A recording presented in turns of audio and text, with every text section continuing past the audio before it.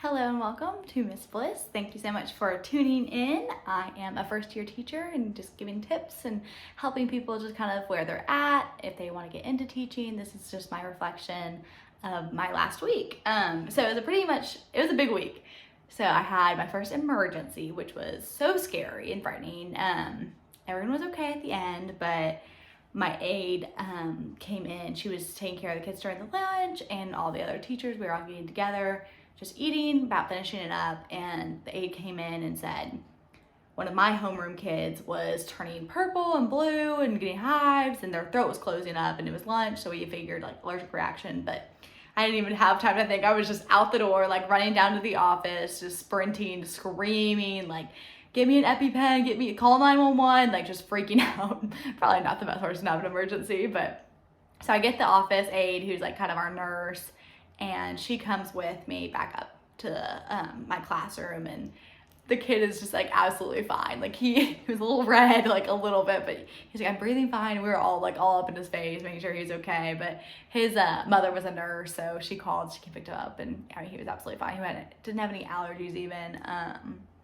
His brother like might have been sick, so maybe that like got passed around. I don't know, but everyone was okay. I was emotionally not after that. I was so exhausted and just frightened. I was like holding back tears. I was like, oh, I'm so glad he's okay. Like, I was just so worried. Like, oh, it just gave me that mama bear sensation. But everyone was okay.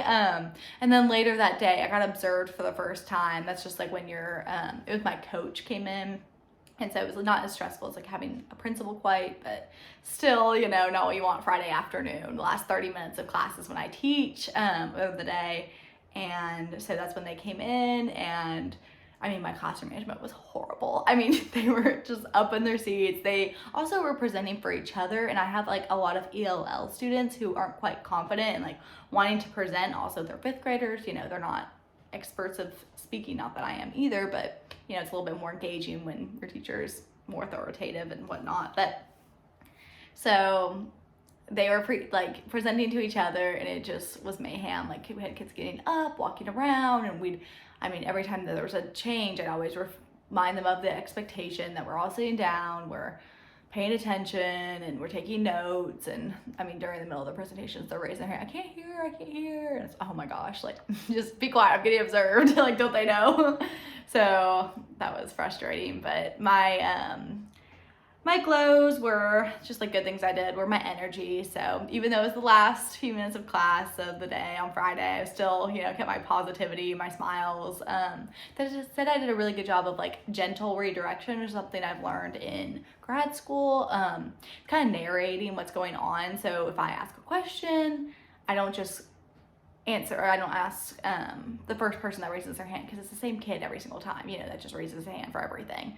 And so I am starting to say, okay, one person knows the answer.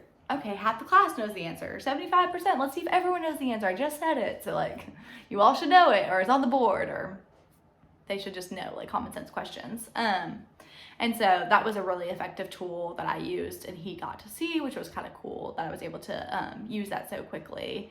And then just like positive reinforcements versus like getting mad at the same kids every 2 seconds. I just say, oh, well, Mercy's doing a great job, Ashanti's doing a great job, and all the other kids are kind of looking, oh, what are they doing? What can I like emulate, and what can I copy that they're doing that I can do too? And that was a really effective tool.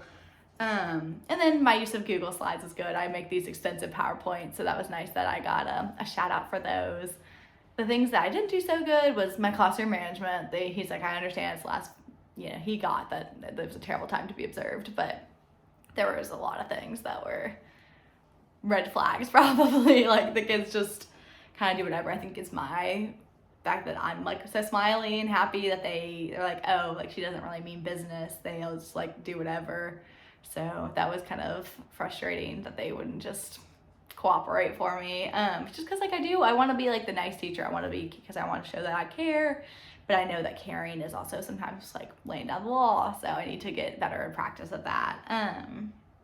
But yeah, just having like clear expectations, understanding that they can't just do whatever they want and act a fool. And so he said just like waiting for them would be something that I should try to incorporate, instead of just screaming all the time, because my voice gets so like raw at the end of the week. So something I should do is just to stop and say, I'm waiting, you know, it's like they'll catch on really quickly. And then waiting points just in the hallway. I've had a lot of issues in the hallway. Our bathrooms are stressful times too. But having stopping points, not just like, all right, let's go to class, like everyone just walk. They stop in the middle of the stairway or the end of stairs or right before the door of the hallway, just so we can have stopping points, just so I can observe them, make sure that they're all doing what they're supposed to do. We started playing quiet mouse in the hall too, so I choose the quietest mouse, and I say, oh, is he being a good mouse? Which they're in 5th grade, so some of them are like, I'm over this, but I think it's fun. So it's however you take it. If you want it to be fun, or if you take it seriously, I think that they'll be a little bit annoyed at me, but whatever, I have fun. I've had some hard conversations with some kids that have repeatedly have like behavior issues, and I get really frustrated. So I kind of went about it in a way that it was, how can I improve? How can I make it more engaging for you? How can I make this a better lesson for you? So that way we like are working together and not just apart and always like bashing heads, because it's driving me crazy. And that they were really good conversations. The kids were really respectful. I think it was just about the way I went about it was just, so it's on me, like what can I do to like make it better for you, and just like I'm here for you. So that hopefully will improve. I haven't had the 5th graders that I've had to talk to since then, so hopefully it is a big improvement. Fingers crossed. I'll let you all know. But yeah, I think those hard conversations are not fun to ever have, and like especially on Friday afternoon, I was like, I really don't want to talk to them, but I was really frustrated with them, and I don't want to have the weekend to like just be thinking on it. So I'm glad I did it. It's just, you know, how can I improve? How can we improve? How can we do better? Let's work together. So that was kind of my end point, is something to keep in mind, but hopefully it'll be a good improvement. But had a great week. I hope you all did too. Thank you so much for tuning in. I hope you have a great week next week, and I'll see you back here Monday night. Thanks.